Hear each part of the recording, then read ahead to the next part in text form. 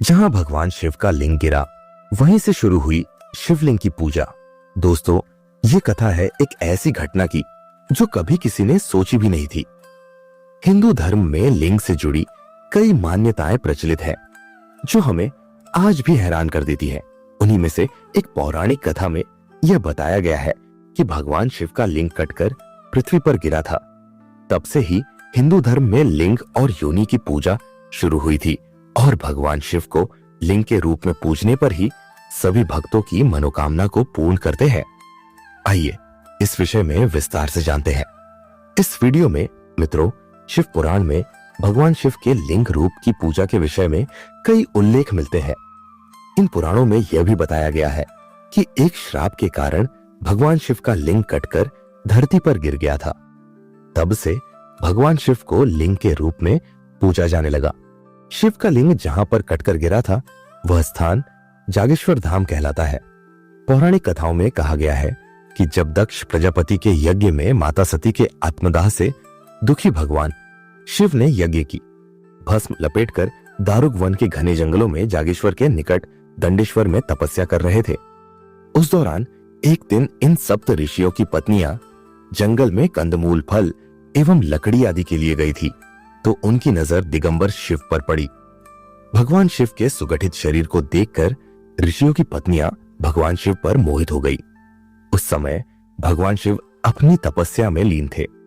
उन्होंने उनकी ओर ध्यान नहीं दिया कि ऋषियों की पत्नियां काम स्वरूप में अंधी होकर वहीं मूर्छित होकर गिर गई। जब वे सब पूरी रात कुटिया में वापस नहीं आई, तो सुबह ऋषिगण उन्हें ढूंढने निकले। तब सप्त ऋषियों ने देखा कि शिव समाधि में लीन है और उनकी पत्नियां वहीं मूर्छित पड़ी है।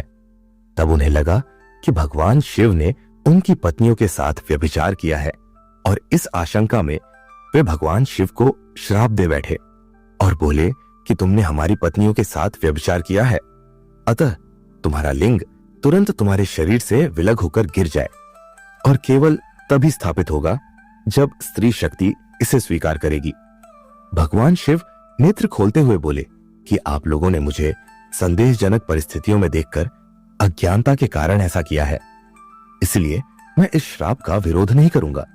मेरा लिंग स्वतः गिरकर इस स्थान पर स्थापित हो जाएगा। तुम सभी सप्तऋषि भी आकाश में तारों के साथ अनंत काल तक लटके रहोगे।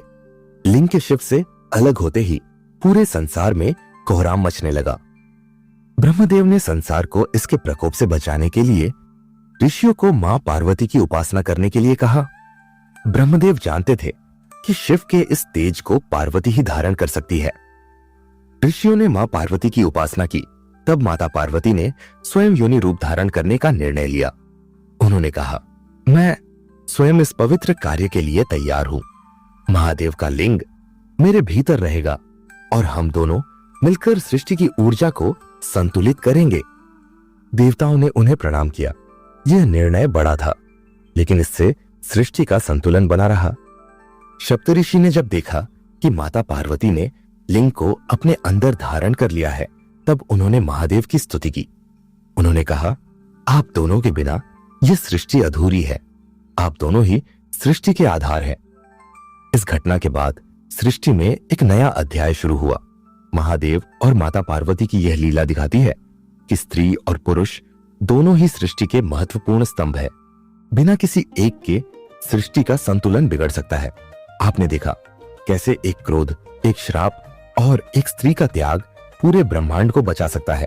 यह महज एक पौराणिक कथा नहीं, बल्कि जीवन का एक गहरा सत्य है। पौराणिक मान्यताओं के अनुसार सबसे पहले शिवलिंग का पूजा जागेश्वर से ही प्रारंभ हुआ।